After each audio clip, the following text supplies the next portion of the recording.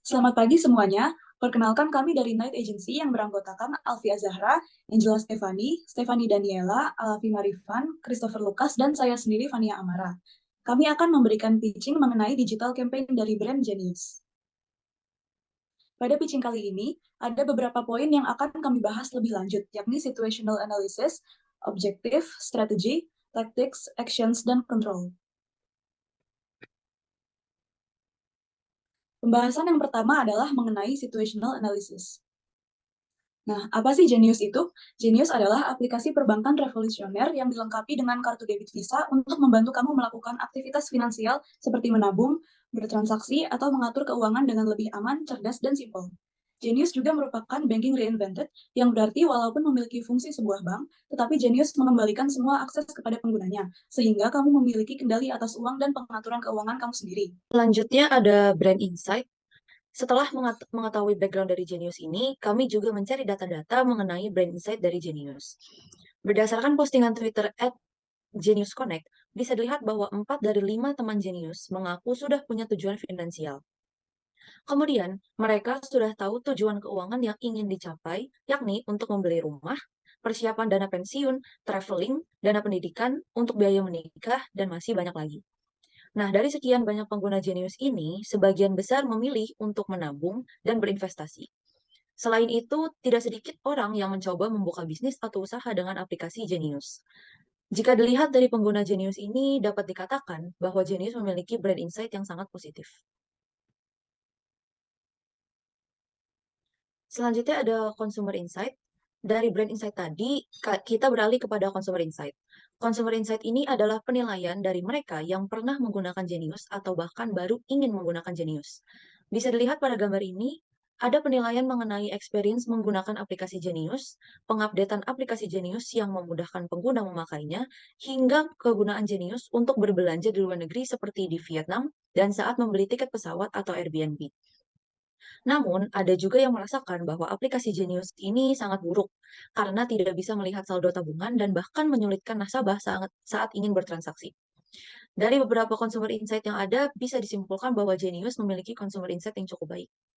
Selanjutnya ada competitor analysis. Dari penelitian yang agensi kami telah lakukan, kompetitor dari Genius ini adalah DigiBank by DBS, Dana, Alobank, Bibit, dan Blue by BCA. Alasan dari kelima brand itu menjadi kompetitor dari Genius adalah karena mereka sama-sama bisa melakukan transaksi ataupun investasi, dan juga brand-brand tersebut memang sudah tidak asing lagi bagi mayoritas orang Indonesia. Namun, antara Genius dan 5 kompetitor lainnya tentu saja memiliki kelebihan masing-masing. Selanjutnya ada communication problem. Communication problem adalah cara penyampaian komunikasi yang kurang tepat sehingga konsumen merasa tidak nyaman dan cenderung menghindar saat ditawarkan mengenai suatu brand atau produk. Jika dilihat dari ketiga gambar tersebut, ketiga gambar itu memiliki inti yang sama, di mana mereka merasa tidak nyaman dengan strategi atau cara sales genius yang menawarkannya dengan cenderung memaksa. Sehingga mereka lebih memilih kabur atau pura-pura tidak dengar saat ditawarkan. Agensi kami melihat dan pernah merasakan sendiri bahwa memang cara penyampaian komunikasi ini biasanya diawali dengan pertanyaan, "Hai Kak, sudah punya rekening jeniusnya?" Namun biasanya sales jenius itu langsung mengerumuni target market mereka. Jadi seolah-olah target market itu diserbu oleh jenius. Ini yang menyebabkan kenapa orang cenderung untuk kabur dari mbak-mbak atau mas-mas sales jenius. Slide selanjutnya adalah communication problem. Ini merupakan video yang bisa memperjelaskan masalah pada slide sebelumnya.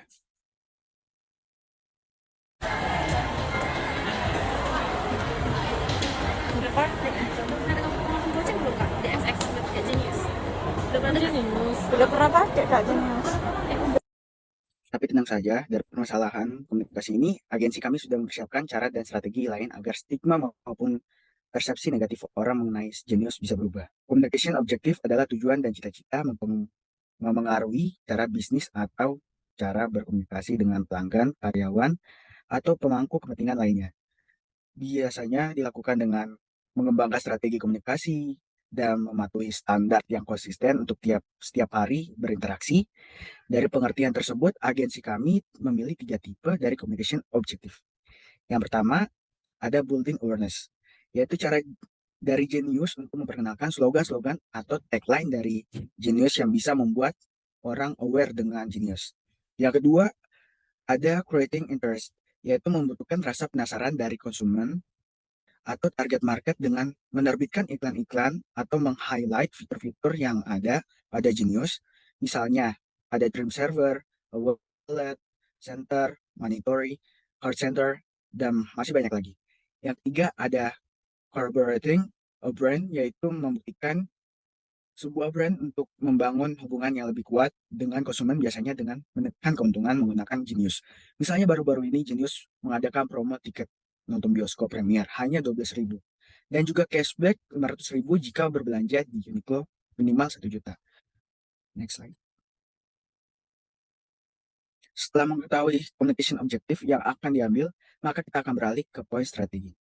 Segmentasi dari Genius ini bisa dilihat dari demografik, geografik, lifestyle, and psychographic. Untuk demografik, yang pertama ada age yang 17 sampai 45 tahun, biasanya yang sudah memiliki KTP. Yang kedua, gender, laki-laki atau perempuan. Yang ketiga ada marital status, single atau marriage. Yang keempat ada education, SMA sampai worker. Yang terakhir ada ethnicity di Indonesia. Yang kemudian untuk geografiknya, yang pertama ada lokal di Jabodetabek atau kota-kota besar lainnya. Yang kedua ada city girl atau city boy.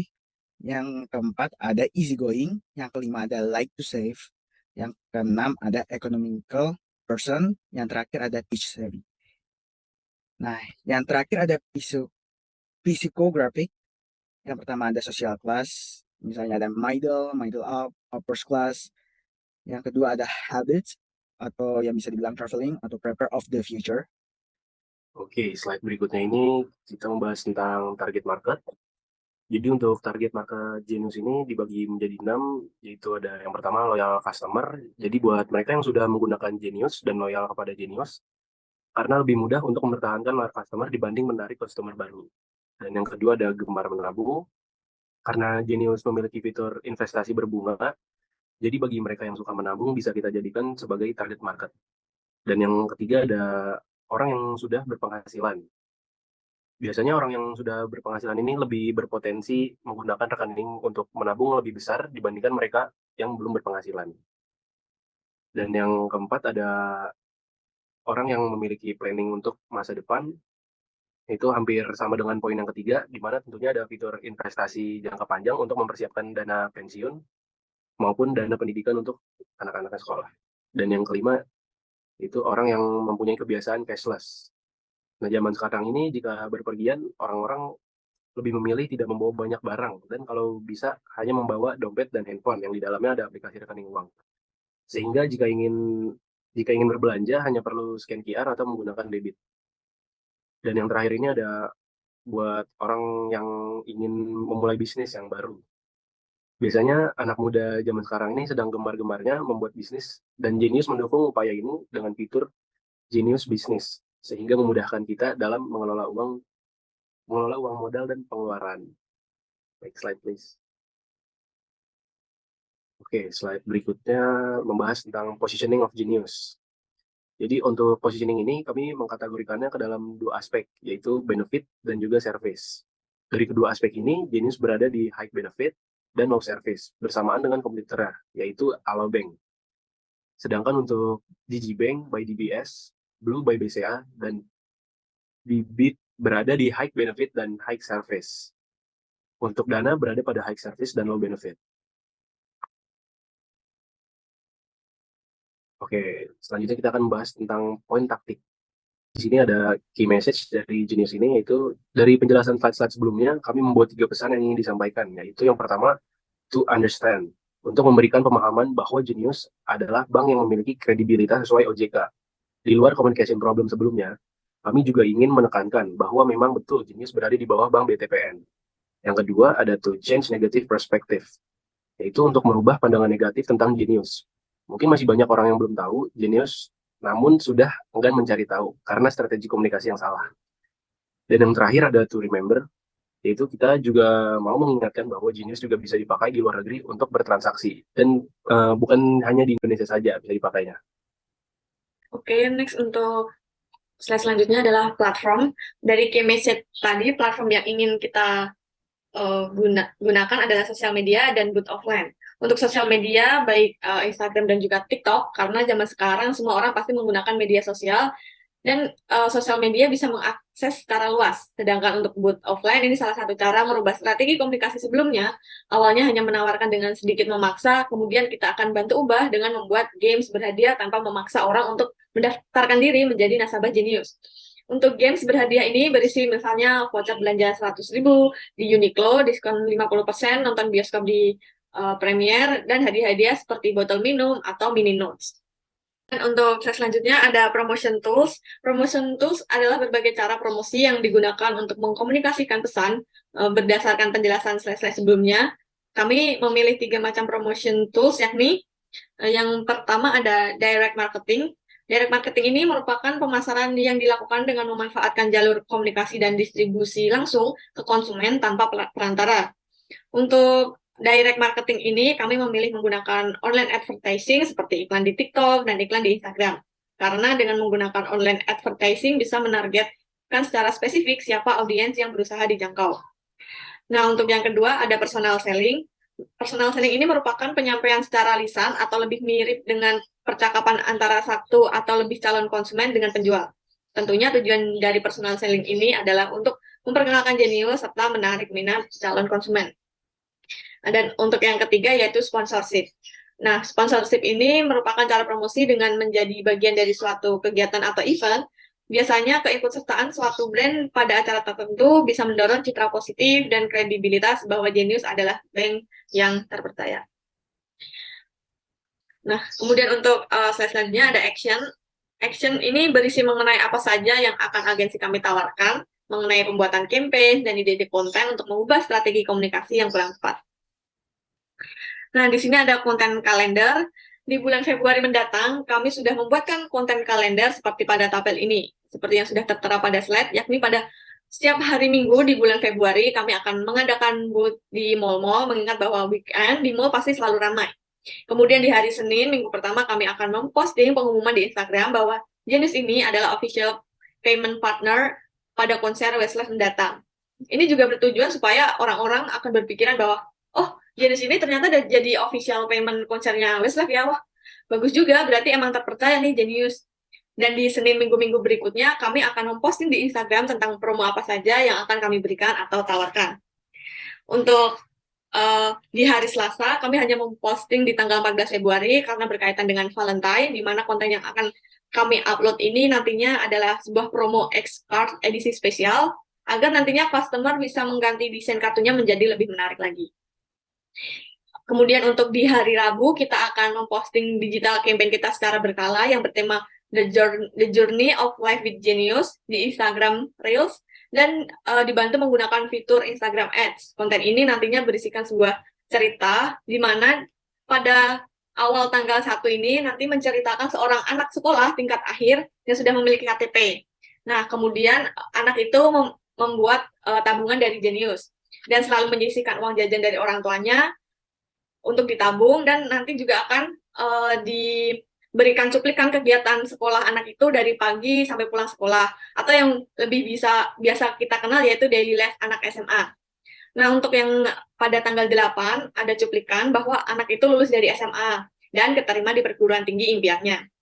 Nah, nanti diceritakan bahwa dia itu tipe orang yang suka hangout, dan nanti juga ada cuplikan keseruan anak ini hangout bareng temennya. Dari hobinya itu nanti akan muncul benefit-benefit Genius secara perlahan, dimulai dari waktu dia nonton film sama temennya cuma membayar 12.000, kemudian saat dia mau membeli kado baju di Uniqlo untuk ayahnya dapat cashback 500.000.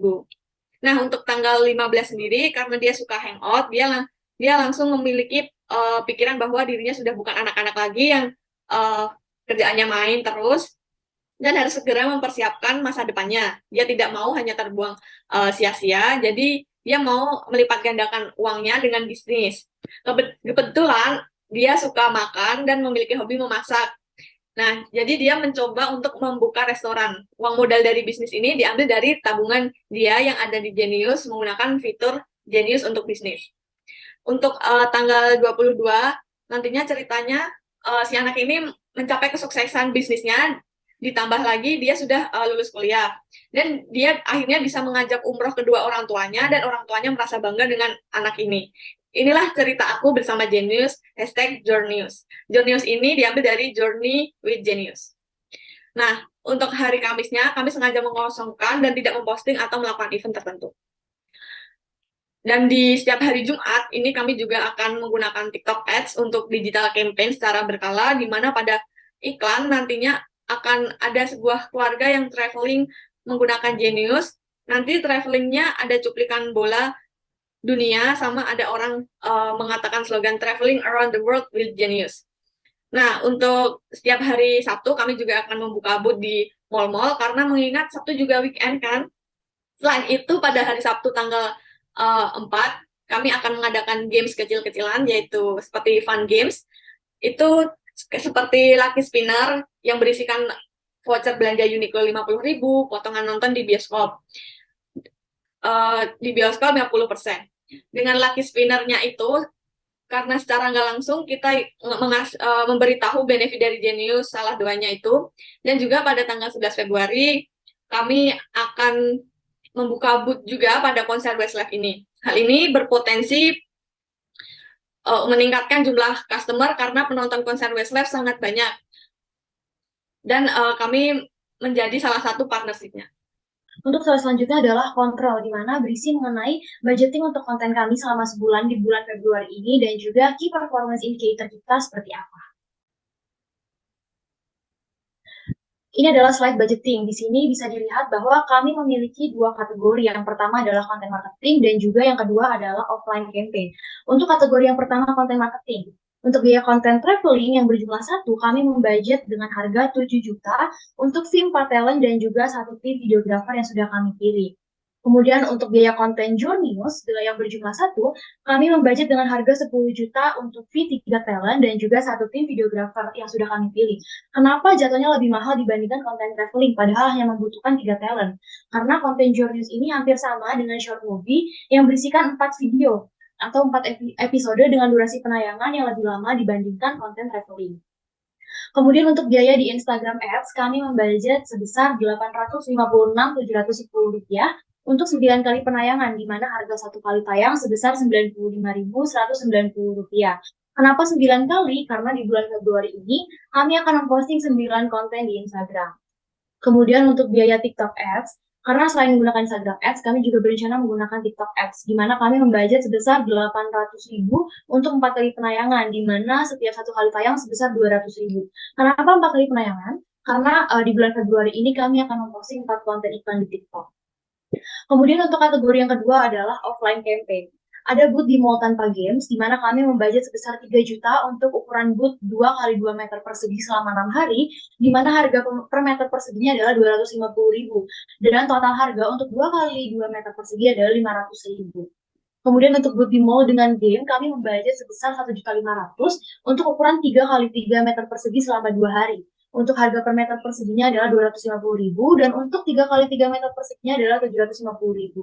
Jika ditotalkan untuk kedua kategori ini sebesar Rp23.156.710 untuk 1 bulan. Namun kami memberikan diskon dan juga penawaran apabila Bapak atau Ibu berminat untuk mengadakan campaign ini selama 3 bulan menjadi 68 juta saja. Dan mungkin Bapak atau Ibu akan lebih tertarik dengan penawaran 3 bulan ini. Boleh di next. Selanjutnya untuk Key Performance Indicator atau KPI, kami memiliki 3 tujuan. Yang pertama adalah peningkatan dari new customer offline booth yang akan diselenggarakan melalui event konser di Westlife dan juga fun games yang kami harap bisa mencapai angka 60% dengan target ilustrasinya adalah 85%. Kemudian untuk tujuan yang kedua adalah peningkatan kepuasan pelanggan dengan cara konten campaign yang akan kita laksanakan dengan unit pengukurannya adalah adanya peningkatan customer dan juga awareness dengan target ilustrasi sebesar 80%. Kemudian yang terakhir adalah ada pengeluaran dari fitur baru di mana nantinya bisa membantu customer untuk melakukan transaksi, menabung, bahkan memulai bisnis dengan mudah, yang mana unit pengukurannya dengan banyaknya customer yang merasa penasaran atau curious terhadap fitur baru kami dengan target ilustrasi sebesar 75%. Mungkin itu saja yang bisa kami sampaikan di sesi pitch kali ini, mulai dari taktik, key message apa saja, kemudian actionnya bagaimana, bahkan juga KPI-nya. Kurang lebihnya mohon maaf, dan dari kami terima kasih.